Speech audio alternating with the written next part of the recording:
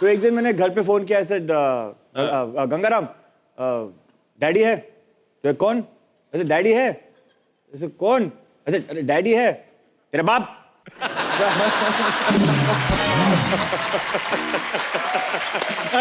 मैंने कभी ऐसे बात नहीं की थी। तेरे बाप? हाँ बोला था।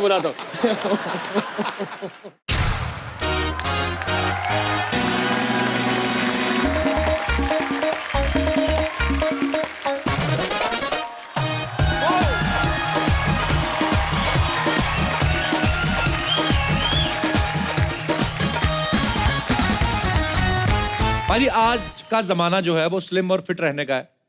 हर एक चीज जो है, इंसान ही नहीं, चीजें भी पतली आने लगी हैं। पहले के टाइम पे देखो मोबाइल फोन कितना बड़ा आता था, इतना ईंट जैसा बड़ा सा, तो ना आदमी 2 हाथ से सुनता था, हाँ जी मैं बोल रहा हूँ, होता ना।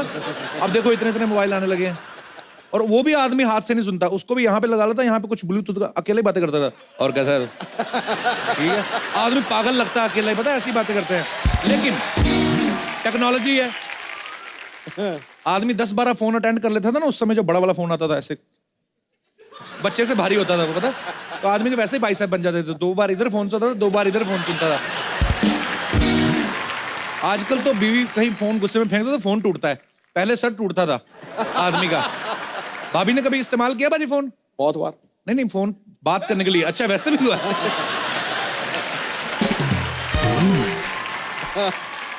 अच्छा हर किसी को आजकल जिम जाने का शौक है। अच्छा कई लोगों को शौक ही होता है सिर्फ जिम जाने के चक्कर में ना, पहले तो सारी चीजें खरीद लेते हैं, तो जिम जाने वाले कपड़े, जो ग्लव्स, बेल्ट और बॉटल, सब कुछ खरीद लेते हैं। उसके बाद में 1-2 दिन में शौक उतर जाता है, फिर सारी चीजें धीरे धीरे इस्तेमाल होने लगती है। ट्रैक सूट जो रात को सोने में इस्तेमाल आता है, बॉटल फिर बच्चा स्कूल लेके जा रहा होता है, और जिन लोगों ने एडवांस में प्रोटीन ऑर्डर कर दिया ना, वो फिर दूध में डाल के अपने कुत्तों को पिला रहे होते हैं। सीरियसली। अच्छा आदमी तो फिट होता नहीं है, उनका कुत्ता टाइट हो जाता है। जिम में जो एक्सरसाइज करते हैं सब गाने हाई एनर्जी वाले लगे होते हैं, है ना, नगाड़ा नगाड़ा नगाड़ा बजा नगाड़ा, उसी की स्पीड से आदमी वेट भी उठाता है फटाफट, नगाड़ा नगाड़ा नगाड़ा। अच्छा बॉडी उस समय तो गर्म होती है, जब बॉडी ठंडी होती है ना, तो नगाड़े वाला गाना, अगाड़ा पिछवाड़ा सब उससे नगाड़े जैसा हो जाता है।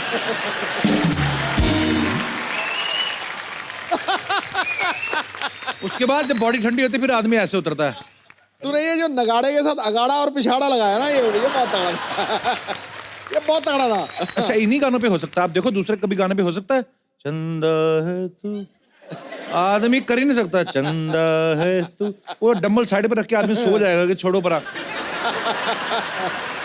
अच्छा ज्यादातर लड़कियां जब जाती है ना, स्पेशली जिम में, वो मेकअप करके जाती हैं, पूरा ऐसे लिपस्टिक ना पूरा कट कर, जिम में ट्रेडमिल पे भागते भागते भी तो देखती रहती हैं। नहीं लड़कों का ध्यान इन पे होता है, लड़का इधर भी देख के एक्सरसाइज कर रहा ना, तो उसका ध्यान पीछे ट्रेडमिल पे भागती लड़की पे होता है।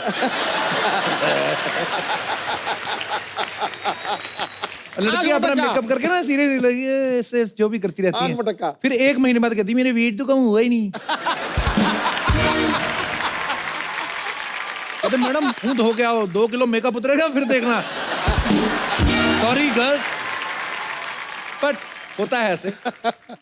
5 मिनट के वर्कआउट में 15 फोटो खींच लेती हैं, और जो ट्रेनर इनको जिम कराने के लिए आया होता है उसको फोटोग्राफर बनाती है, भैया मेरे ना ये वाला ले, ऐसे ऐसे करते ना, ये मैं अभी स्किपिंग करूंगी तब लेना, चलो भैया, अरे भैया करो ना। वो आदमी बेचारा अच्छा वाला ट्रेनर फोटोग्राफर बना होता है ना। यही कहीं फरमाइश है उसकी खुद की बीवी करना, डंबल उठा के मार दे वो गुस्से में कि इतनी फोटो कौन खींचता है। अच्छा पैसे वाले लोग जो होते हैं जिम के साथ साथ डाइटिंग भी करते हैं, जैसे नॉनवेज खा लिया, एग, प्रोटीन शेक, सप्लीमेंट लेके अच्छी अच्छी बॉडी बना लेते हैं। प्रॉब्लम तब आती है अपने दिनेश जैसे लोगों को, इंस्ट्रक्टर भी सोचता है इसको बताए क्या, इसको बोलता है कि आप चिकन एग, मैंने बाबा जी का व्रत रखा हुआ है, कहता अच्छा ठीक है रहने दो। अभी और क्या, फ्रूट तो हमारे घर में तभी आता है जब कोई बीमार पड़ता है। फिर ले दे के एक ही ऑप्शन बचता है प्रोटीन लेने का, गुड़ और चना, और फिर ये 6 महीने खाता रहा, बॉडी का तो पता नहीं है, मुंह घोड़े जैसा हो गया।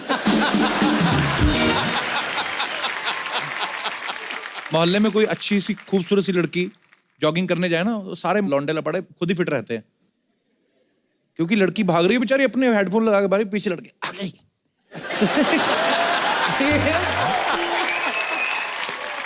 पीछे पूरा उनका सिगरेट का पैकेट हिल रहा था ऐसे ऐसे करके, ऐसे उड़ रहा। और कभी कभी ऐसी लड़कियां पुलिस को इन्फॉर्म कर देना, फिर ये लेग्स की एक्सरसाइज भी करके आते लड़के, फिर किसी को बताते भी नहीं है, बताया नहीं अंकल जी। अरे जिम में चले जाओ ना, सामने अच्छे अच्छे बॉडी बिल्डर की फोटो लगी रहती है ना, तो आदमी जाता है 10 लाइन से लगी रहती है, सबसे पहले बड़े वाले बॉडी बिल्डर को देखता है आदमी, अरे इसके जैसी बॉडी बनानी मैंने, बड़े गुस्से में रहता है उस समय आदमी, पूरा एक करता है।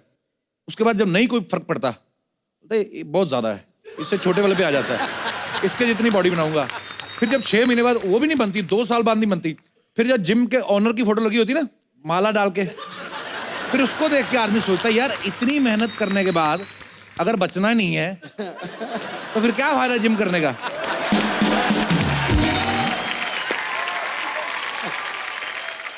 जितने पतले पतले लड़के चले जाते हैं जिम में, उनको पूछो ना कि तुम्हें क्या आता है, कहते हैं हमें तो 2-3 महीने बाद बुखार ही आता है, एक्सरसाइज तो करनी आती नहीं। अच्छा पतले लोग काम के बड़े होते हैं, इनका फायदा तब होता है जब कार में ज्यादा लोग जाने हो ना, तो पीछे 3 की जगह 4 बैठ जाते हैं और 5वें गोद में बिठा लेते हैं। अच्छा जो बैठा होता है ना वो वैसे ही शर्मिंदा से पूछते हैं वेट तो नहीं लग रहा, ज्यादा तो नहीं है, तो जिसकी गोद में बैठा कहता है ज्यादा नहीं, तेरी हड्डी चुभ रही, इसमें कूले डलवा।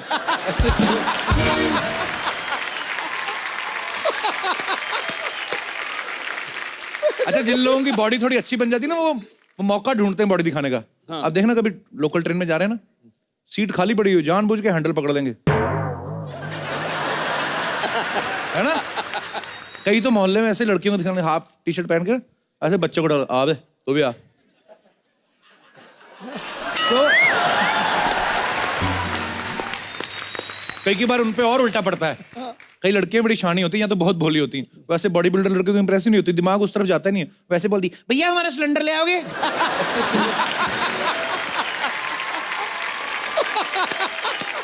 आपको चीट डे का तो पता होगा, जो लड़कियां जिम जाती हैं, जो लड़के जिम जाते हैं, हफ्ते में 1 दिन चीट डे देते हैं, लड़कियां उसको चाट डे बना लेती हैं। वो क्या करती हैं फिर गोलगप्पे खाती हैं, क्योंकि और तो किस दिन खा नहीं सकती। तो जो लड़कियां इतनी सी मुंह खोल के बातें करती हैं, कैसी सिद्धू साहब, all well, yeah I was in Delhi that time when you came to Amritsar। अच्छा ये जो लड़कियां इतना तरह से मुंह खोल के बात करती ना, गोलगप्पा खा दे उतना मुंह खोलती हैं।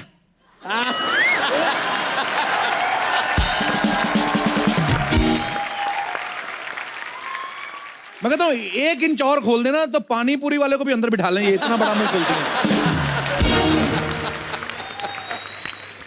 पहले के टाइम में ना भरे भरे मुंह अच्छे लगते थे, गोलू मोलू से ना माएं गाल खींचती थी। अब नया फैशन आया है जॉ लाइन का, जो तीखी ठुड्डियां करके नहीं घूम रहे होते लड़के, यहाँ पे जैसे ये मैडम हंस रही हैं, पूरा इसका जॉ लाइन कैसा, पूरी ठुड्डी तीखी है। ये नारियल पानी पिए तो छुरी की जरूरत थोड़ी है ठुड्डी से।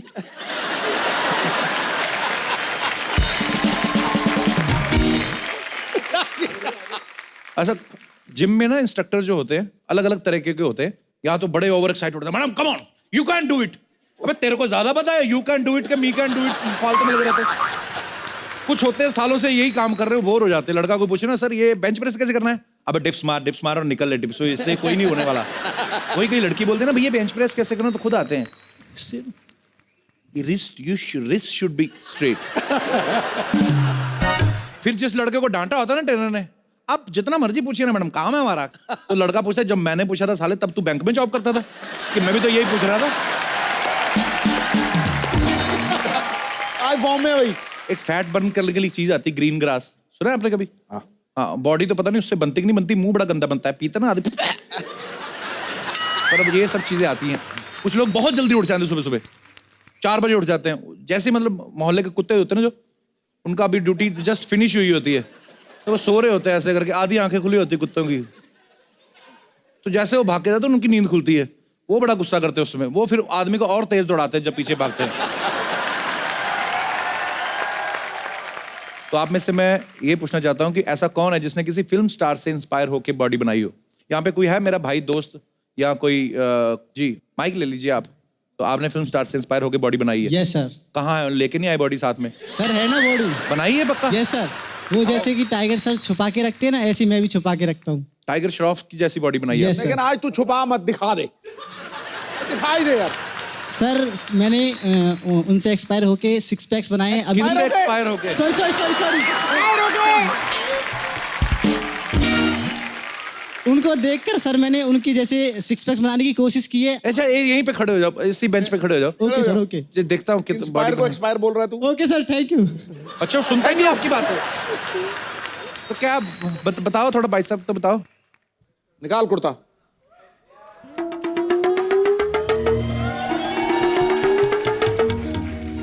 ये बॉडी थोड़ी तो कमजोरी है। सिक्स पैक तो थे ही नहीं तुम्हारे। सिक्स पैक कहाँ है? टाइगर के तो सिक्स पैक्स हैं। तू यहाँ से सीधा हमदर्द दवा खाना जाना। सर मैंने उनको देखकर डांस भी सीखा है और एक्टिंग भी सीखी है और स्टंट्स भी करता हूँ उनको देख के। अरे डांस तो करके दिखा, पर आजा आज भी। अभी दिखा यार। हमारे गेस्ट आने में टाइम है, अभी आजा, थोड़ा टाइम पास करते हैं। तो ये भाई साहब, अरे मेरे भाई ऐसे मत करो। देखो तो ये हरियाणा बॉडी फरीदाबाद से इतनी आए हैं। अच्छी नहीं, पर सुंदर बड़ा है तू। लौंडा सुंदर है कि नहीं है? तो कोई और भी है जिसने किसी एक्टर से इंस्पायर होकर बॉडी बनाई है? आप जी जी कुछ हाथ खड़ा कर रहे हैं भाई साहब। हाँ जी आ जाओ यार, इधर ही आ जाओ, ऊपर आके बात कर लेते हैं। आजा, तू बड़ा जरा तो शो में काम करता है। तो आ जाओ आ जाओ। आप भी बॉडी बनाते हो? ऐसे आप, थैंक यू सर। क्या नाम है आपका? प्रदुम विश्वकर्मा। आप कहाँ से आए हैं? मैं मुंबई से मराठा। आपने बॉडी बनाई है? नहीं मतलब कि उनको देखिए उत्तेजना होती है मेरे को, उत्ते मतलब उनकी डांस पे बॉडी नहीं मतलब बनाने की, पर अभी उत्तेजना होती है, उत्तेजना। किनको देख के होती है? टाइगर श्रॉफ जी को। टाइगर श्रॉफ को देख के हाँ। उत्तेजना, मतलब हाँ, मतलब वो कि उनके डांस और उनके जो कोरियोग्राफी, उनकी डांसिंग है वेरी नाइस लगता है मेरे को, बहुत अच्छा। और मतलब उनको देख के मेरे को मतलब करने का इच्छा होता है। क्या करने का? डांस। अच्छा हाँ। अच्छा, आप बिना हाथ हिलाए बात कर सकते हैं ऐसे हाँ, सीधे yes, sir. करके बताओ। आप लोगों को बताना है कि मेरा नाम what ever your name is, आपको बताना है मेरा नाम ये है, मैं मलाड से इधर से आया हूँ, हाथ नहीं हिलना चाहिए। ओके। बताओ। मेरा नाम प्रदुम विश्वकर्मा है, मैं मलाड से आया हूँ। हाँ। और क्या बोलते हैं, जैसे कि क्या बोलते हैं? अच्छा चलिए, थैंक यू ब्रदर। अरे मेरे भाई thank you Pradyumna, thank you so much. ये माइक ले जाइए, शुक्रिया। बेटा तू भी अच्छा नाचा, बहुत अच्छा नाचा, तू भी बहुत अच्छा नाचा। कितने लड़के लड़कियों को यहाँ पे लगता है कि इंसान की फिटनेस जो है वो इतनी इंपॉर्टेंट नहीं है, उसका नेचर ज्यादा इंपॉर्टेंट है? तो कौन है वो? पिछले माइक दे दीजिए। यस, क्या नाम है आपका? गिनी। गिनी? या ये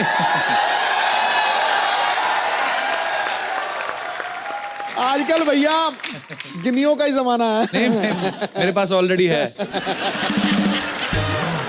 तो क्या है आपका विचार? सर नेचर अच्छा होना चाहिए। अच्छा। अगर वो फिट रहेगा तो शादी के बाद वो शायद अगर हम मोटे हो जाए तो हमें छोड़ के वो किसी फिट लड़की को देखने लगेगा।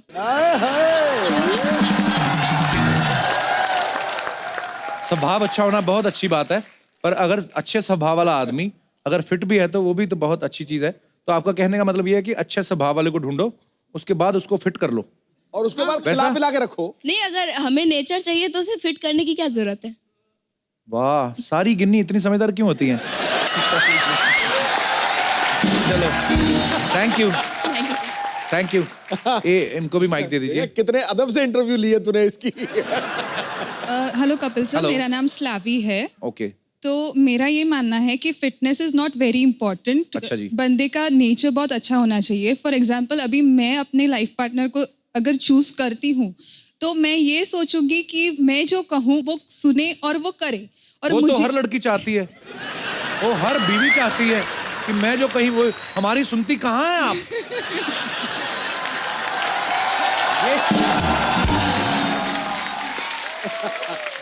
वो तो आदमी का स्वभाव ना भी अच्छा हो ना, उसको सुनना ही पड़ेगा, इसके अंदर से लिए भले ही तो- चिढ़ा हुआ वो। इसके लिए तो हमें ऐसे लड़के चाहिए जिसका नेचर बहुत अच्छा हो और जो हमें चाहिए वो हमें दे सके।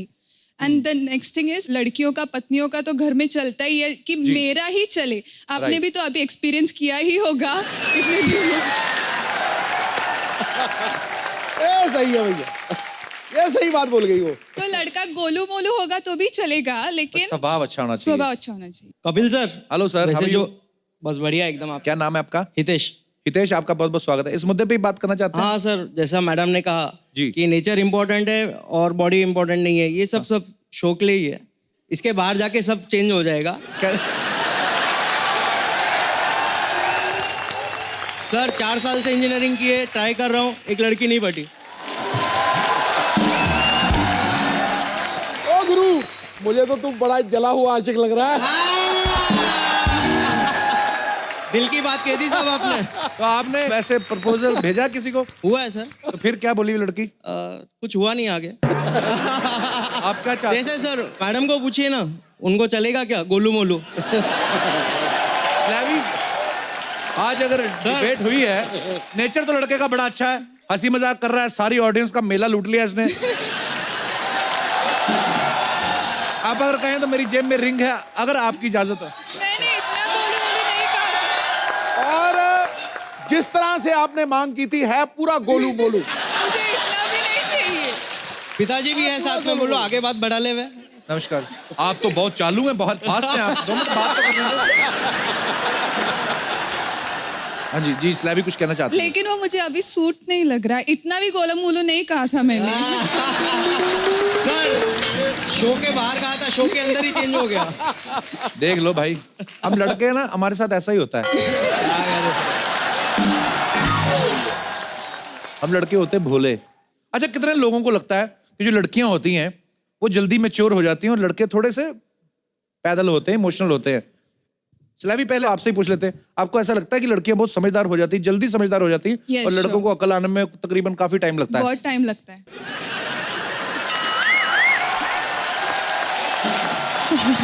माइक आगे दे दीजिए। Hello Siddhi sir, hello Kapil sir. Hello ji, कैसे हैं आप? First of all big big Thank you, ma'am. Congratulations Thank to you so you much. And Vini ma'am. Thank you. मैं गॉड से प्रे करती हूँ कि आप दोनों का लाइफ बहुत हेल्दी, Thank you. बहुत हेल्दी और बहुत हैप्पी हो। Thank you so much. Thank you. Sir मैं हेल्थ के ऊपर कुछ जी प्लीज बोलना प्लीज चाह मैम। रही हूँ। मेरा मानना है कि नेचर भी जरूरी है, बट उससे भी ज्यादा हेल्थ बहुत जरूरी है। बिल्कुल सही फर्स्ट कहा ऑफ आपने। ऑल मैं इसलिए बोल रही हूँ क्योंकि मैं हेल्थ से सफ़र कर रही हूँ। अच्छा जी। Since 2 years से I am suffering from cancer last stage. 2 साल से? Yes sir. डायग्नोज कभी हुआ है? 2 साल से? 2 साल पहले? 2 साल पहले हुआ और लास्ट स्टेज है मेरा, और मैंने सिर्फ 2-3 मंथ्स इग्नोर किया। तो मैं ये मानती हूँ कि कभी भी किसी को 1% भी लगे कि ऐसा हेल्थ इशू है तो उनको हेल्थ चेकअप कराना चाहिए और अपने हेल्थ का सबसे पहले केयर करना चाहिए। और सबसे ज़्यादा मैं आपसे भी नाराज़ हूँ। क्यों? सर इसलिए क्योंकि जब मुझे ये चीज़ डिटेक्ट हुआ, मेरी 3 मंथ्स की डॉटर थी और आपका शो बंद हो गया था। मैं आपका शो देखकर जीती थी सर। मेरे अंदर वो विल पावर आता था और एवरी डे मैं रिपीट एंड रिपीट देखती थी और मुझे ऐसा लगता था कि मैं ठीक हो रही हूँ मेरी डॉटर के लिए, और मुझे बहुत उससे विल पावर मिला। जब आपका शो बंद हुआ तो मुझे ऐसा लगा सर कि मेरा सपोर्ट सिस्टम ख़त्म हो गया है। उस सर ने भी मेरा साथ छोड़ दिया, जिनके वजह से मैं हंस रही थी। एटलीस्ट मैं उस मैडम टाइम में आज से आपका सपोर्ट सिस्टम भी आ गया और आप अच्छी भी हो Yes, जाएंगी, sir. गारंटी और है मेरी। मुझे हाँ, यस सर 100%।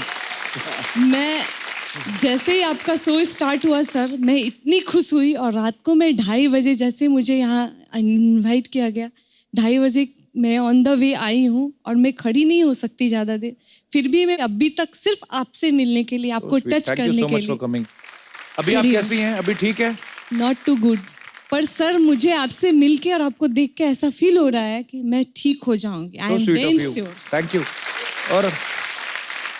और आप बहुत प्यारी लग रही हैं। आपको पता है, मतलब कोई अगर आपको देख के कोई बोल नहीं सकता है, कोई आपको देख के बोल नहीं सकता कि आप ठीक नहीं है। और वैसे ये बोला भी मत करें कि आप ठीक नहीं है। आप बहुत प्यारी लग रही हैं और गॉड ब्लेस यू।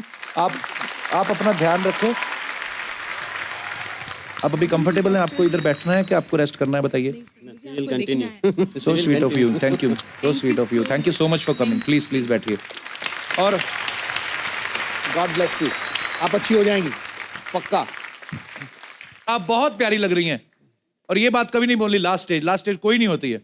आप बोलिए कि मेरे को ये प्रॉब्लम है और मैं उसको क्योर कर रही हूँ और you will be fine soon. Okay? आप स्वस्थ रहें, खुश रहें। Thank you. बहुत बहुत धन्यवाद आपका हमारे शो में आने के लिए। सिद्धू भाई, आपको तो पता है घर पे कितने बड़े बड़े मेहमान आए हुए हैं, सलमान खान, सोहेल खान, अरबाज खान, और बड़ी बात यह है कि आज उनके पापा भी आने वाले हैं, सलीम खान साहब। और उनको बड़ी नफरत है अगर किसी ने ना स्मेल वाले कपड़े पहने हो तो भाग के आप भी चेंज करके आओ, मैं भी चेंज करके आता हूं। मैं जल्दी मिलता हूं, तालियां।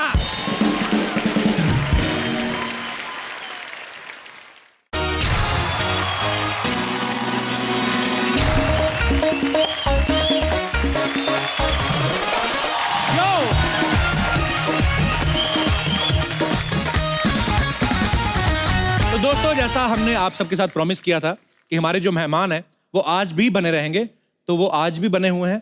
Please welcome mister Salman Khan, Arbaaz Khan and Sohail Khan.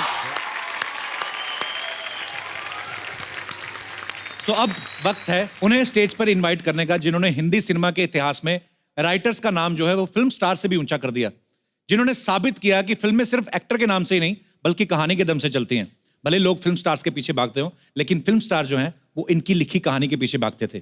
So please welcome Hindi cinema में एक राइटर को उसका मुकाम, उसका हक और उसका सम्मान दिलाने वाले, सुपर हिट फिल्मों की झड़ी लगाने वाले, the one and only living legend Salim Khan साहब। ओह,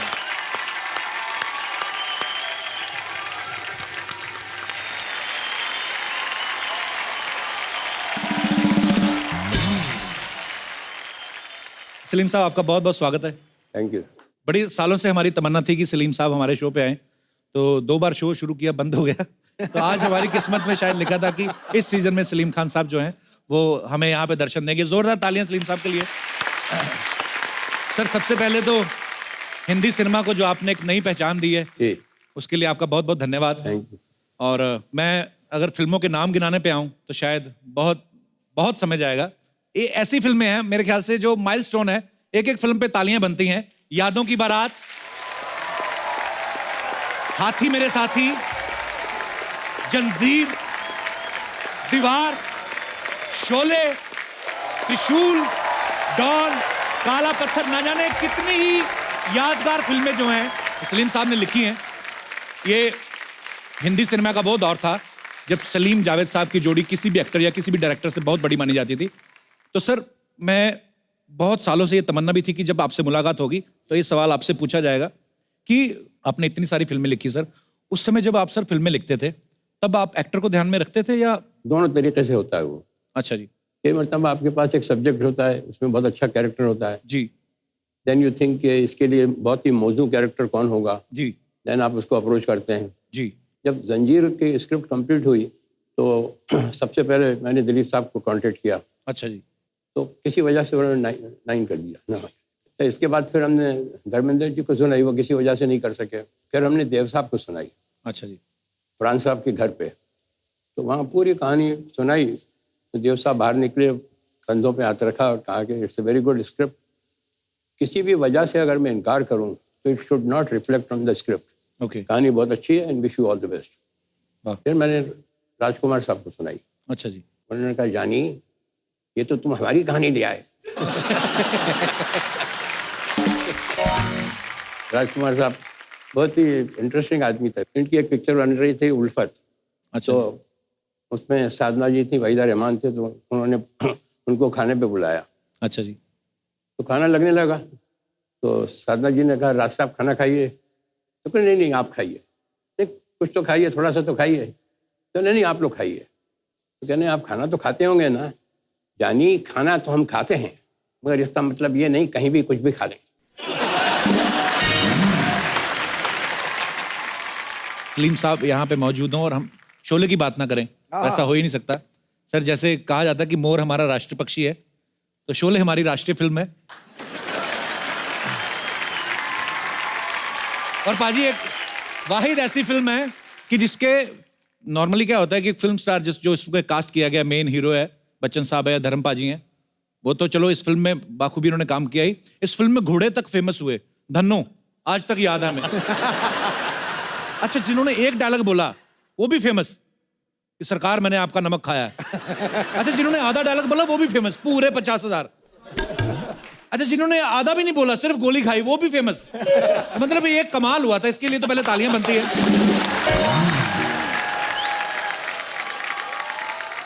शोले आने के बाद हिंदी सिनेमा का तो रूप बदल ही गया। सर आपकी लाइफ में क्या चेंजेस आए शोले के आने के बाद? दिमाग खराब हो गया। हाँ जी?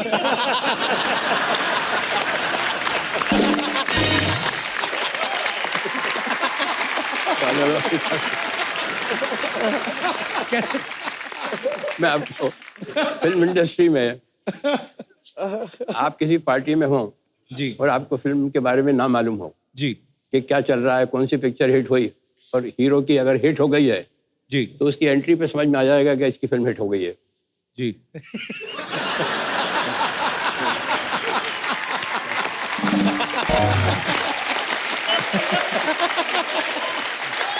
जी जी कैसे हो भाई? मैं ठीक हूँ जी। सब ठीक? जी सब ठीक। Keep it up.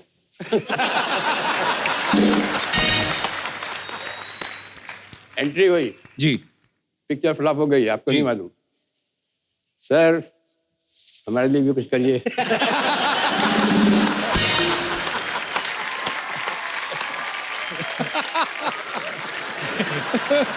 वो अभी भी है, वो चेंज नहीं हुआ। जब शोले के बारे में आपने पूछा तो शोले में भी बहुत से लोगों ने, किसी ने 2 डायलॉग बोले थे, किसी ने 3 डायलॉग बोले थे। जी। तो एक उनमें से एक एक्टर को मैं जानता था, उनका था अच्छा खासा मकान था, 2-3 उसका रूम का। अच्छा जी। कुछ छोटा सा रोल निकला तो मैंने उनको फ़ोन किया। अच्छा जी। तो नौकर ने कहा कि कौन सा बोल रहे हैं? मैंने कहा मैं सलीम खान बोल रहा हूँ। कहने में मैं देख के बताता हूँ कि वो है क्या नहीं है। 2 अच्छा जी। बेडरूम का मकान था। अच्छा जी। तो मैंने कहा क्या वानखेड़े स्टेडियम में रहते हैं क्या?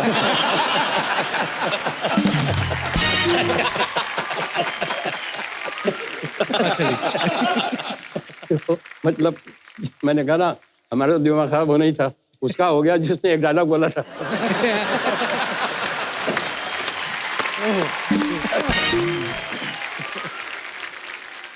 सिद्धू साहब तो क्रिकेटर हैं।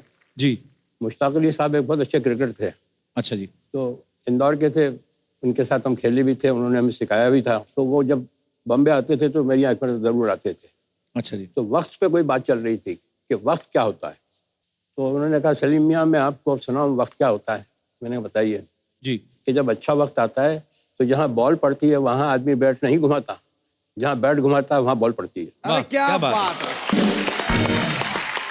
तो सलीम साहब हमने सुना है जैसे अरबाज भाई भी कोई क्रिकेट का बड़ा शौक था, फिर सिंगिंग का भी हो गया। तो फिर कंफ्यूज भी थे, मैंने सुना कि बहुत कंफ्यूज थे। एक दिन आए भी मेरे पास। अच्छा जी। तो मेरे ख्याल से म्यूजिक टीचर भी आते थे कोई सिखाने ना? आए आए म्यूजिक टीचर आते थे सिखाने ना? Can I talk to you? जी जी। Can I talk to you daddy?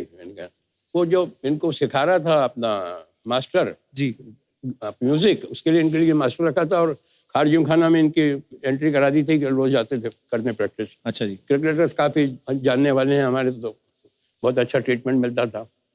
तो दोनों तरफ से चल रहा था। तो वो जो गाना गाता था वो सिखाने आता था जी। वो नाक में गाता था। अच्छा जी। मेरे नैना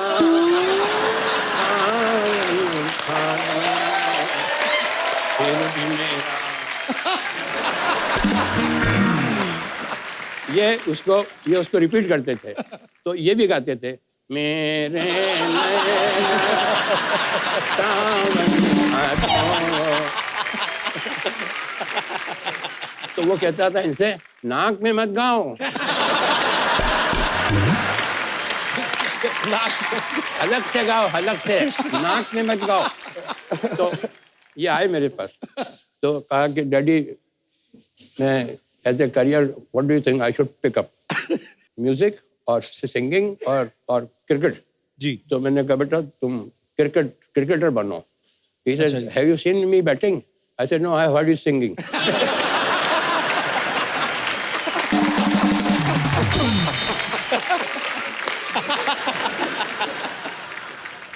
एक हमारे घर पे आदमी आता था। अच्छा जी। मैं काफी काम में बिजी था, मैं कभी शाम को आ जाऊं जी। तो गणेश आया, गणेश आया, गणेश आया, गणेश को चाय पिलाओ, गणेश को चाय पिलाओ। अरे गणेश साहब को देना, कुर्सी देना, स्टूल देना बैठने के लिए। मैंने कहा ये गणेश कौन है? मेरे इस घर में मेरे से ज्यादा इज्जत मिलती है इसको।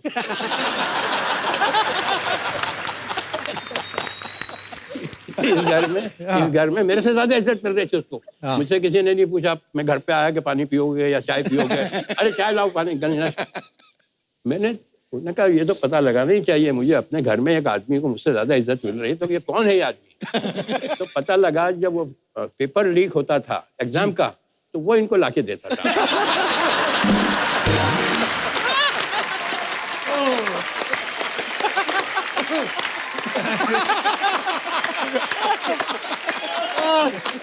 पोल खुल रही है आज तो, सब पोल खुल रही है। सुहेल भाई बड़े शरारती रहे हैं आप। नहीं वो मेरे लिए था वो मेरा वाला था वो। मुझे लगता है आज की शाम थोड़ी लंबी होने वाली है, एक बार जोरदार ताली हो जाए जरा। और हमारे एक अंकल थे सर, तो शायरी वायरी करते थे वो, तो उनके घर पे शाम को महफिल जमती थी, दारू वारू पीती थी। तो एक बेवकूफ़ी का क्वेश्चन किसी ने पूछा कि आप कितनी पीते हैं? अच्छा जी। किसी ने कहा मैं 3 पैक पीता हूँ, किसी ने कहा मैं 11 बजे तक पीता हूँ फिर छोड़ देता हूँ। 11 बजे तक पीता? हाँ, 11 बजे तक छोड़ता हूँ। किसी ने कहा कि मैं इतना पीता हूँ। तो उनसे पूछा, अंकल से पूछा कि आप कितनी पीते हैं? अरे यार बेकार की बहस है यार, कितनी पीते हैं मूड के ऊपर होता है, कभी पी ली कभी नहीं पी, और मैं तो बहुत ही इंडिफरेंट ड्रिंकर हूँ। और फिर भी बताओ तो सही कितनी पीते हो? क्या मतलब है ये? थोड़े से इरिटेट हो। अरे बताइए तो सही कितनी पीते हैं? वो तो पीने वाले को तो लूप लग जाता है जी। अपनी नौकरानी को बुलाया, नसीबन आओ। आई वो क्या है साहब, वापस जाओ। कहा कि आपने मेरी बुआ को देखा? कहने के हाँ। कैसी लगी आपको? कहने बेचारी मामूली सी शक्ल की है, कहने जब ये खूबसूरत लगने लगती मैं बंद कर देता हूँ।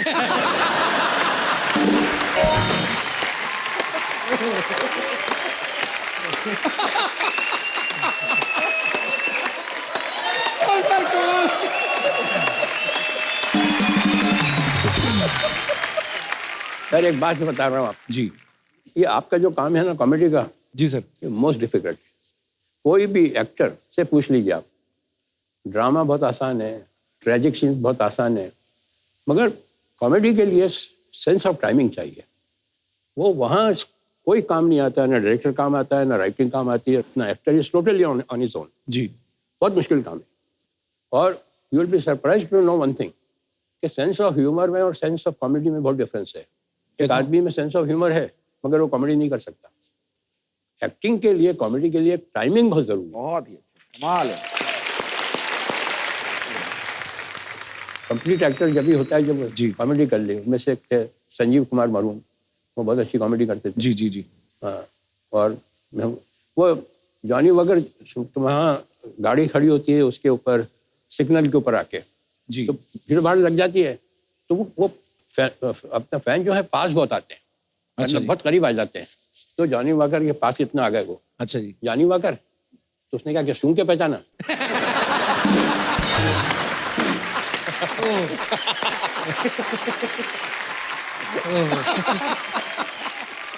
Thank you so much sir, बड़े मजेदार किस्से सुनाए। तो अब मुझे अब समझ में आ रहा कि अच्छा ये सब चीजें कहाँ से आई। सलीम साहब, आपकी किस्सा सुनाने की टाइमिंग इतनी खतरनाक है। एक बार सोहेल भाई ने कोई किस्सा सुनाया था। सोहेल भाई, आपको याद है आपने कोई हेलो ब्रदर का किस्सा सुनाया था कि जब आपने हेलो ब्रदर बनाई फिर पापा को दिखाई तो कुछ बड़ी मजेदार बातें कही थी सलीम साहब। उसमें इंटरचेंजेबल होना थे जी। अरबाज का रोल जो था जी, उसमें इंटरवल के पहले या इंटरवल में सलमान की डेथ हो जाती है जी। वो अरबाज को वो रोल मिलना चाहिए था। तो जैसे ही सलमान की तो ऑडियंस उठ के चली गई, बिकॉज वो एक लेसर जो एक्टर होता है ना, वो हमेशा जब डेथ होती है तो उसमें वो जाता है। अरबाज खान का शायद उनको इतना अफसोस नहीं होता।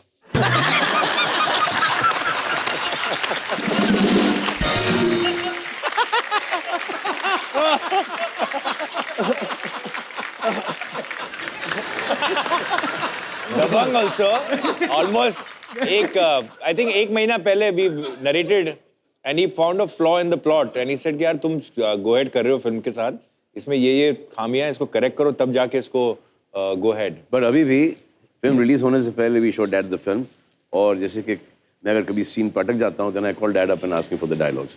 अरे क्या बात है।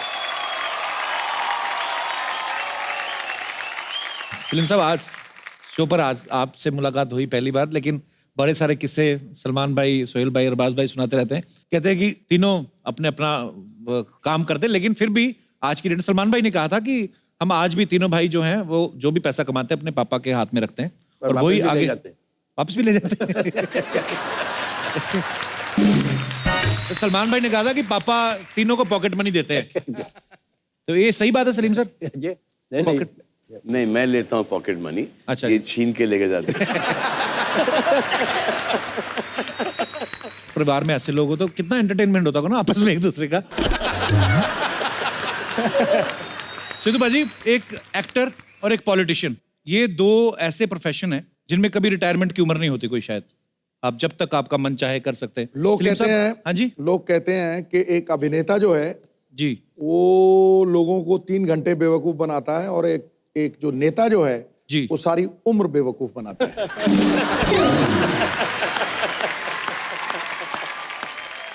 अरे सच्चाई तो है आप में। अरे मैं ये नहीं बोल रहा हूँ, मैं ये कह रहा हूँ बाजी कि आप खुद पॉलिटिशियन, लेकिन ये आप बात बोलते हो मैं कि मैं ये नहीं, मैंने देख बात खत्म नहीं की। मैं वही बोल, अच्छा है अभी, मैं स्पोर्ट्समैन हूँ। बैठ जा नीचे। निकल गया ना पतली गली से।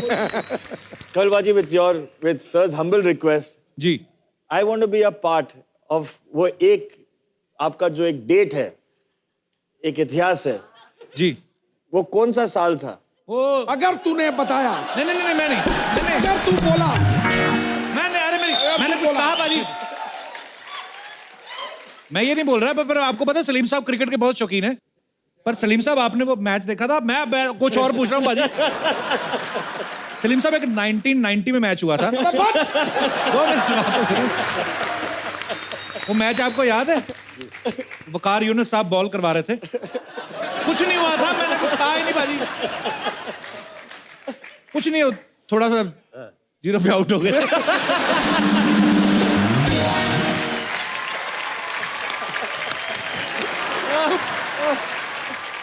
मैंने हजारों सेंचुरियां बनाई, वो तूने नहीं बताई, पर एक 0 मेरा 2000 बार बता दिया तूने। मीडिया यही पकड़ता है बॉस।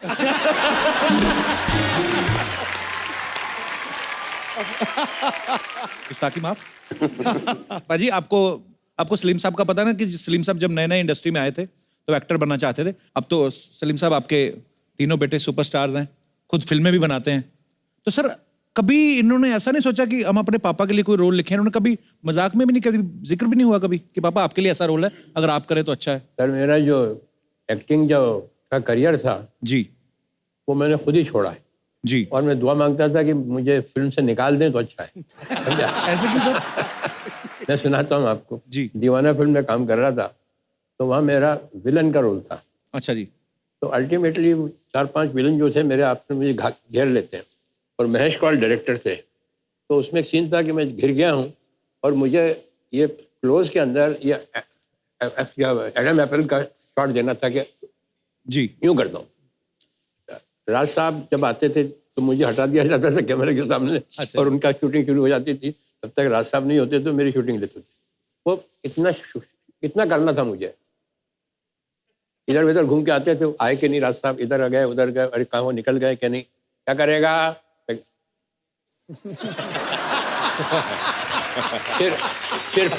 फिर फोन करके गए, इधर गए उधर गए, अरे निकले कि नहीं निकल गए सर, आ गए हैं और ये भी हो, अच्छा तैयार है। फिर उधर बात की, कुछ साइन वाइन किए, चेक वेक, क्या करेगा।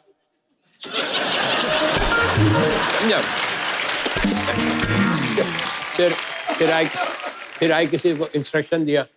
अब नॉक करते करते ये सीन लंच टाइम हो गया। अब ये जो चीज़ है ये खाने में कितनी मरतबा करना पड़ती होगी आपको, 25 मरतबा 30 मरतबा। अब ये सुबह से लेके 1 बजे तक मैं यही कर रहा था। क्या कर रहा है?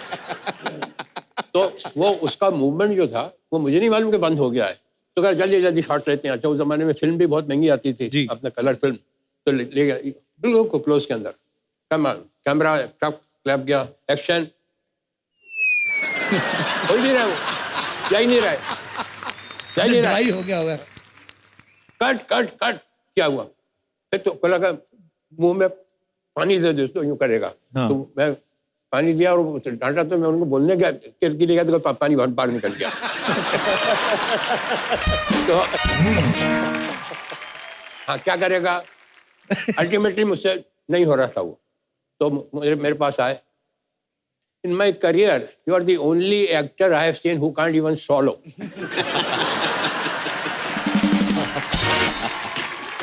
ये पहला इंसिडेंट. मैंने कहा भैया मुझे माफ करो, मुझे नहीं करना ये काम, रहने दो. इसके बाद मैं प्रिंस का रोल कर रहा था, तो वहाँ कोलाबा के अंदर वो चाइनीज वो शू मेकर थे. अच्छा जी. उनको ऑर्डर दिया और वो शू यहाँ का पहनने वाला वो वेलिंगटन, वो मेरे ख्याल से 2 नंबर छोटा लिया है. अच्छा जी. आप अच्छा वो सीन में आने वाले भी नहीं थे शूज, और वो मुझे उन्होंने पहनवा दिए दोनों ने मिलके. It will fit. अरे मैंने कहा it will fit but it will not come out. No no no it will not come out. Fit करके मेरा पाँव अंदर घुसड़ दिया. 6:30 बजे तक क्या हुआ, सारा खून भी खड़ा हुआ था, तो सारा खून भी चला गया.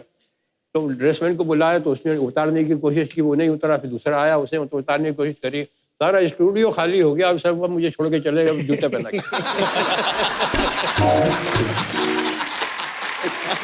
अब वो गाड़ी वाड़ी तो थी नहीं, चलते चलते चलते छोटे छोटे कदम लेके आया, टैक्सी तक वहाँ घर पहुंचा. घर पे भी नौकरों ने कोशिश की, नहीं किया. तो मैं रात को ऐसा ऊपर पाँव करके सोया. उतरे ही नहीं वो. नहीं उतरा ही नहीं वो, समझा, निकले ही नहीं. तो पूरी रात भर ऐसे ऊपर पाँव करके सोया कि खून नीचे आ जाए तो साथ करे. फिर अल्टीमेटली उनको यहाँ से पीछे से मैंने कहा अगर पढ़ूंगा तो ये कहेंगे दूसरे दिन कि तुम जूते पहन के आओ वापस. तो that was the second incident. और उसके बाद मैंने कहा कि बस बहुत नमस्ते, मेरा बाप मर गया, छोड़ गया.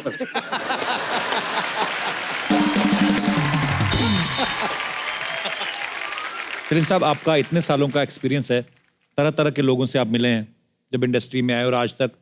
एक अच्छे इंसान की परिभाषा क्या होती है, क्या डेफिनेशन? सर ये जिनकी बात कर रहा हूँ मैं, महेश पाल जी, ये बहुत ही ज्ञानी आदमी थे. अच्छा जी. उनसे किसी ने पूछा कि अच्छे आदमी की पहचान क्या है. तो उन्होंने कहा वैसे तो बहुत पहचाने हैं, मगर एक सिंपल पहचान बताता हूँ. अच्छा आदमी वो है जिसका दोस्त पुराना हो और जिसका नौकर पुराना. वाह. अरे क्या बात कर दी सर, क्या बात कर दी. सुपर्ब. ना कपिल बाजी, आप ये पूरा शो का बाद में फुटेज देख लेना, the direction team and everything. Only one person who has not reacted to you, to me, to daddy. कौन? और वो मम्मी के साथ वो दहेज में आया था. अच्छा. हाँ, मैं घर पे एक बार मिला भी था उनसे. उनका नाम गंगाराम शायद. हाँ. जी जी. शर्मा जब घर छोड़ के आई थी जी, तो दहेज में उनको लेके आई थी.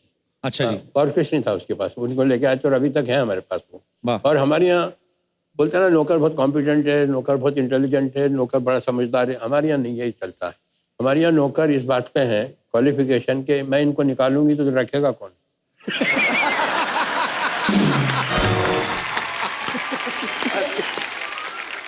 हमारे यहाँ कुक आया. मैं उनको डैडी मैं उनको स्टेज पे बुलाना चाहूंगा. आए यहाँ पे. हाँ, मैं मिला हुआ उनसे, पर हाँ. अच्छा. अरे वाह. गंगाराम, गंगाराम आना, आना.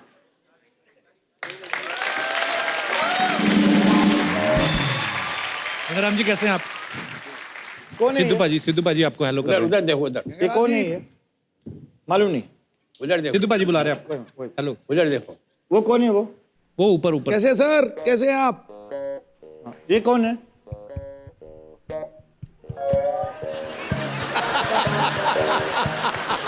अभी आप कैसे हैं आप गंगाराम जी? ठीक है. गंगाराम हम कौन है? गंगाराम जी आइए, बैठिए, आइए आइए. गंगाराम हम कौन है? हम कौन है? तो एक दिन मैंने घर पे फोन किया ऐसे, गंगाराम डैडी है. तो कौन? ऐसे डैडी है. ऐसे कौन? ऐसे अरे डैडी है तेरा बाप.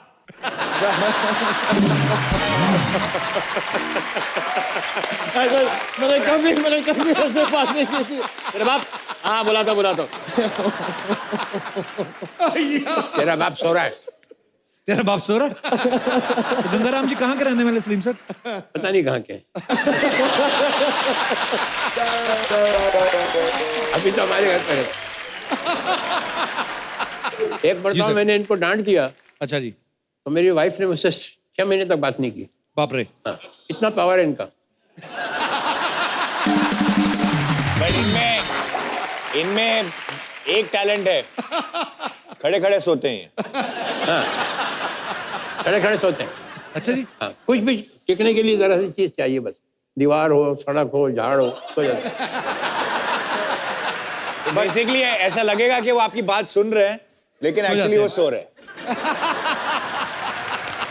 But Paji, you have to, you know, there's genuine. I mean, I wanted him and I wanted people to know of him. The most sweetest, honest and loyal. क्या बात। ईमानदार, अगर he's the most loveliest person and जिनके साथ हम सब बड़े हुए हैं जी। and he came with ये भी हमारे साथ ही बड़े हुए।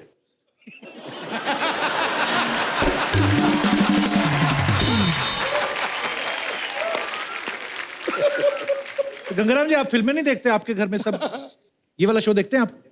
टीवी देखते हैं, लेकिन वो ऑफ होता है, देखते रहते हैं। तो सोहेल भाई ने अभी बोला आपको कि ये कौन है, आपने तो पहचाना ही नहीं।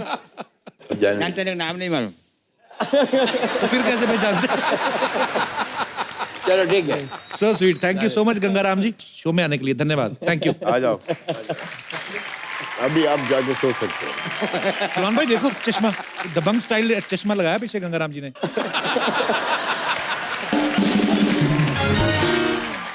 तो ये सलीम साहब एक हमारे यहाँ एक कुक आया, तो उसको कहा ट्रायल पे रखते हैं आपको जी, और अगर आपको भी शूट करेगा कि नहीं करेगा जी, आपका खाना अच्छा लगता है कि नहीं जी, तो 15 दिन तक ट्रायल पे रखते हैं। हाँ जी। पहले दिन जब उन्होंने खाना बनाया तो उसमें नमक बहुत था। अच्छा जी। तो मैंने कहा उनको बुलाना, तो मैंने कहा बनाना इसमें नमक बहुत है। अच्छा। कहने मैं कुछ नमक ज्यादा ही खाता हूँ।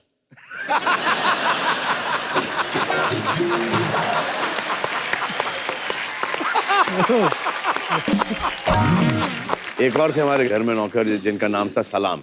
सलाम। वो तो सुनने की बात। सलाम को टेलीफोन उठाने का जो शौक था वो मैंने अपनी दुनिया में किसी का मतलब इतना पैशन देखा ही नहीं। अब मेरे सामने फोन रखा है, मेरे सामने फोन रखा है, घंटी बजी फोन की और मैं चश्मा उतारूंगा, कुछ चीज रखूंगा और मैं फोन उठाऊंगा, वैसे वो हाई स्पीड में आके यूज करके फोटो फिनिश में उठाता था, समझा। तो हमारे यहाँ घंटी जब बजती थी तो हॉल में भी बजती थी और मेरे बेडरूम में भी बजती थी। अच्छा जी। तो मैं नहा के निकला और घंटी बजी तो उसने वहां जाके एज पर वो जाके डाई मार के उठाया फोन और मैंने अपने बेडरूम में उठाया। तो मैंने कहा सलाम, तो कहता वालेकुम सलाम।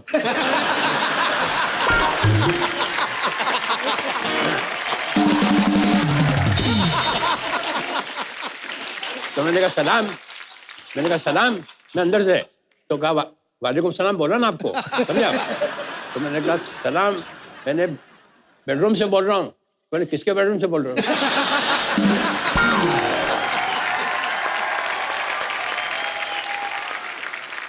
अच्छा, उधर से वो लगे हुए जिनका फोन था, सलीम साहब, सलीम साहब। मैंने कहा यार हमको तो कंप्लीट करने दो इधर, हमारे घर को छोड़ लाने दो। तो बार बार वो, मैंने कहा सलाम, फोन रख, फोन रख। तो उसको अरे आपने फोन किया है, मैं क्या रखूं? अंदर एक बीच में वॉल है बस। इसके बाद में गया हल्के और मैंने उससे कहा फोन रख। तो देखने लगा मेरी तरफ कि वो भी बोल रहा है फोन रखिए, ये भी बोल रहा है फोन रखिए, प्रॉब्लम है क्या ये? अच्छा, वो रात को वो अपना मिट्टी का वो आता है ना फेस पैक, हाँ जी, हाँ जी, वो लगा के सोता था। अब मुझे नहीं मालूम, समझा। तो अब मैं रात को आया पार्टी से और मैं रात को बिल्कुल आराम से रिलैक्स, मैंने टन टन टन घंटी बजाई और दरवाजा खुला और एक क्रैक की मैंने अपनी लाइफ में इतना बड़ी स्क्रीम नहीं की होगी।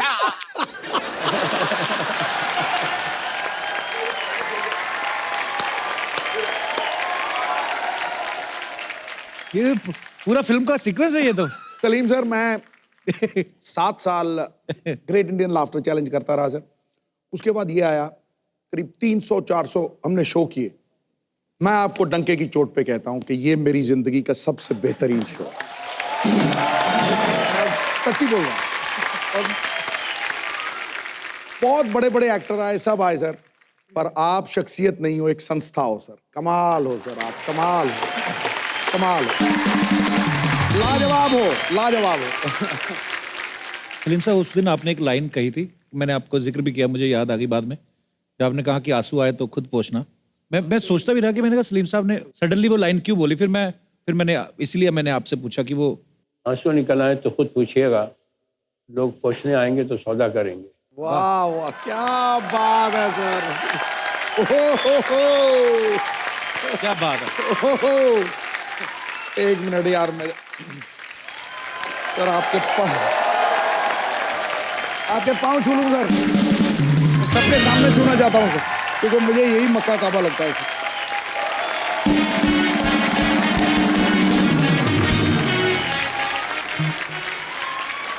आप बेमिसाल हो सर, बेमिसाल हो सर, बेमिसाल हो। हाँ।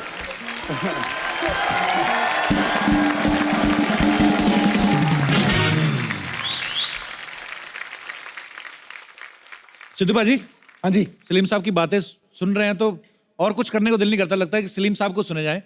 पर इतने किस्से हैं सर। सलीम साहब, कुछ ना लोगों के सवाल हैं, ये मेरे नहीं है, तो इसलिए मैंने लिख के लाया हूँ। कहते हैं कि जब सलीम साहब आए तो उनसे पूछना कि आपके तीनों बच्चों में से सबसे ज्यादा मेहनती कौन है? सबसे ज्यादा सोता कौन है, ये पूछिए।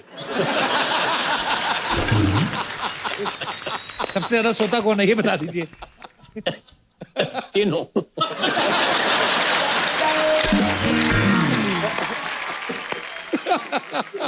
पढ़ाई में सबसे ज्यादा इंटेलिजेंट कौन था? मैंने बताया ना आपको, हमारे यहाँ वो आता था गणेश। जी जी।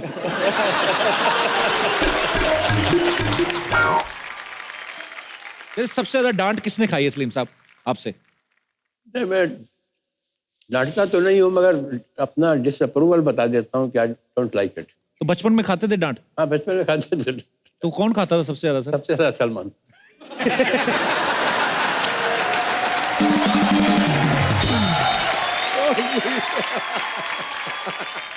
सलीम साहब, वो जो मोहतरमा बैठी हैं लाल दुपट्टे में, इनका एक सवाल है, बड़ा दिल से निकला। जी। कहते कि आपके बच्चों ने आपको बचपन में ज्यादा परेशान किया कि जवानी में? बचपन से लेके अभी तक परेशान किया।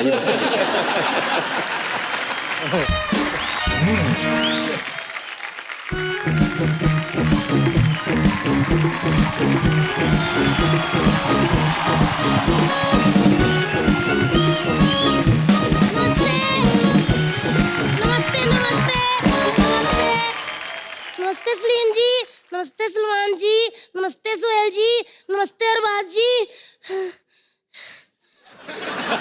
बैठे भाभी, बैठे भाभी। Thank Salim sir, you. ये हमारे पड़ोसी हैं बच्चा, उनकी वाइफ है तितली। ये भी हमारे पड़ोसी हैं, ये किसी की वाइफ नहीं है। सलीम सर, ये ना हमारी भाभी है, वैसे तो उम्र इनकी 32 साल है, दिमाग 10 साल के बच्चे का है। एक्चुअली इनका कोई बुरा ना माने प्लीज। है भाभी, कैसे आना हुआ इधर, कैसे मतलब? मैंने ना देवर जी कभी अमीर लोग एक साथ नहीं देखे थे। आज 4 अमीर लोग, और वो भी एक फैमिली के इतने हैंडसम गोरे चिट्टे लोग। सर, हमारी फैमिली के 4 लोग इकट्ठे हो जाए ना तो ऐसे लगता है किसी से मदद मांगने जा रहे हैं। सर जी, मुझे पता आपने शोले लिखी थी ना जी, और दीवार भी लिखी थी ना जी। मैंने भी दीवार पे लिखा था, आपने लिखी, आपको अवार्ड मिला, मेरे को क्यों थप्पड़ पड़ा? क्या लिखा था आपने दीवार पे? मैंने लिखा था I love Arbaaz Khan. Sorry sir, मैं आपके बेटे की बहुत बड़ी फैन हूँ, मेरे को अरबाज सर इतने अच्छे लगते हैं ना। एक इनकी फिल्म थी, बेचारी लड़की सोटे कपड़ों में पहाड़ी इलाके में आग जगा के ऐसे ऐसे नाच रही थी। क्या गाना था? तेरी जवानी बड़ी मस्त मस्त है। हाँ, लेकिन ये बंदा मजाल है, कुछ स्माइल हो ऐसे खड़े, मुझे लगता है इनको लिरिक्स नहीं समझ आए होंगे, है ना?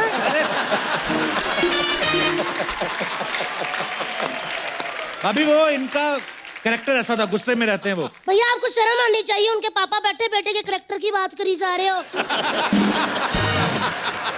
खैर, बड़े बात कर रहे हैं, हम बात करते पेरेंट्स लोग। सर, आपका मन नहीं करता कि आपके बड़े बेटे की शादी हो और आप भी, वो बेबी पिंक कलर की पग होती है, वो पहन के ऐसे रुमाल ऐसे बारात के आगे नाचे, ऐसे करके नाचे, और फिर ऐसे विदाई पे आप चिल्लर फेंके डोली के आगे, आधे चिल्लर नाली में, आधे इधर नाली वाले हम उठा लाए क्योंकि हम तो को चलते हैं। आपका मन नहीं करता? अभी देखो उनको नहीं करनी शादी, तुम्हें क्या? क्यों नहीं करनी है? मुझे क्या, सलीम सर ने जो लोगों की शादी में लिफाफे भर भर के शगुन डाले हैं वो नहीं चाहते कि वापस आए? आए बड़े। देखिए हम पेरेंट्स लोग बात करते हैं सर, बेटा माने ना माने, हम बुजुर्ग लोग हैं, हमको फैसला लेना है। आज सलीम सर आपको अपना बेस्ट देना है, बाकी भगवान के ऊपर छोड़ दीजिए, ठीक है? मेरे पास एक अच्छी लड़की है, आज लड़की देखने की फॉर्मेलिटी पूरी कर लेते हैं। आज तो थोड़ी देर हो गई है, कल पे रखते हैं। नहीं फॉर्मेलिटी पूरी कर लेते हैं। लड़की आ रही है, आ जाओ। और सुनो, ट्रे को जरा कप कपाते हाथों से लाना ताकि लगे लड़की शर्मीली है। आ जाओ बेटा। आएगी नहीं, वैसे तो बिठाना, इधर ही बैठ जाओ, कहीं अड़ा लो अपने आप को। चलो जी, बधाई हो, दूल्हा दुल्हन ने एक दूसरे को देख लिया, रिश्ता पक्का। बधाइयां जी। एक मिनट भाभी, पहले शक्ल तो दिखाओ। इतना लंबा घूंघट कौन रखती है लड़कियां आजकल? अच्छा, शक्ल दिखा दे ताकि वो मुंह पे रिश्ता मना कर दे। मुखड़ा दिखाओ। बिठा दो बेटा घूंघट आगे। ओह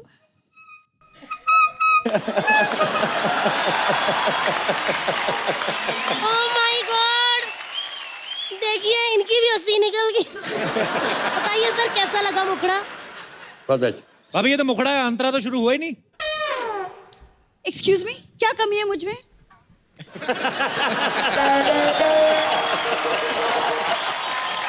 क्या कमी है?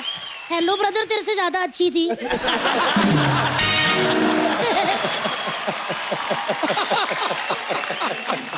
वैसे कपू, तुमको प्रॉब्लम क्या है? दो परिवारों के बीच में रिश्ता जुड़ने वाला है, तुम क्यों बीच में? कि दो परिवार बराबरी के तो होने चाहिए, एक परिवार बैंड्रा से, दूसरा बंदरों का। नहीं ससुर जी, मैं ना आपके सारे बच्चों का ख्याल रखूंगी और घर का सारा ख्याल मैं रखूंगी, डोंट वरी। कैसे रखेगी? पहले तूने मलाड़ में 6 घरों का काम पकड़ रखा है।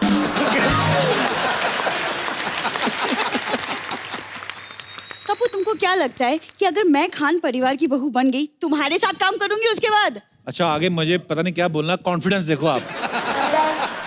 वैसे सलमान जी, शादी के बाद ना मैं स्क्रिप्ट्स पढ़ के आपको सुनाऊंगी और फिर आपको हेल्प करूंगी कि बताऊंगी कि ये फिल्म करनी चाहिए या नहीं। I'll help you। ये तो तुमने अपने बारे में सोचा नहीं कभी कि ये शो करना चाहिए कि नहीं? जो तुम्हारी हालत वो कर रही है, तो अपनी स्क्रिप्ट नहीं पढ़ी थी पहले? बहुत अच्छे से पढ़ी।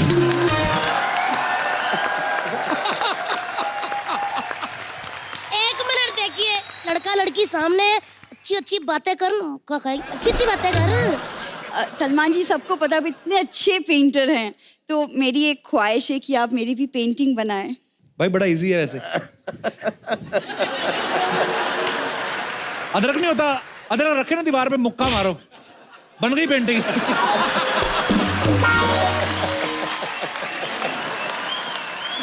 सुनो भाभी, ये क्या आप क्यों बार बार के लेके आ जाती हो आप उसको? आपको पता है सलमान भाई के लिए कितनी लड़कियां तैयार है शादी करने के लिए? कौन है? कोई नहीं है। देख वो देखो, बैठे बैठे हाथ खड़ा कर रही लड़कियां। ये लो, इधर भी आ गए कंटेस्टेंट, पीछे उधर बांटूप में भी आ रहे हैं, वो देखो। लेकिन एक बात है देवर जी, मेरी बहन को कोई भी नहीं हरा सकता। क्यों? इतना टैलेंट लग रहा ना कि ऐसे खड़ी, लेकिन इसके मुंह में पान है, पता ही नहीं चला किसी को।